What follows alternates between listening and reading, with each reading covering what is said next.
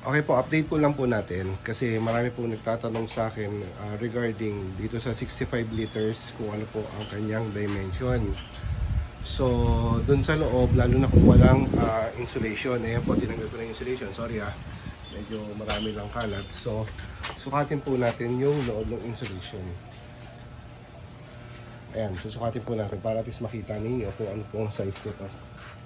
So, ang size nito is so nasa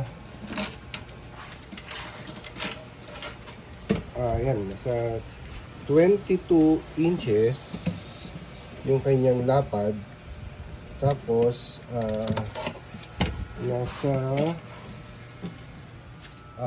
halos 15.5 yung kanyang lapad. So ang height, so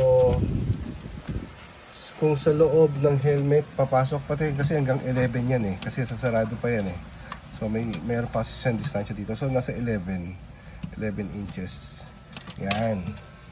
So sa mga nagtatanong po kasi ayan na, update ko na lang kayo para at least may idea kayo kung gaano siya kalaki, kasi dalawang full face helmet ang kasya dito sa loob, kahit na meron siyang insulation. So kasi malapad pa rin siya pag inilagay mo siya sa loob. Sorry kasi maraming nagiging bit itong motor ko pag naglalaro ako Ayan. So talagang malaki siya. So ayun lang. Maraming sana nasagot ko yung mga tanong ninyo. Kung may tanong pa kayo iba, sasagutin po natin ulit yan. Salamat.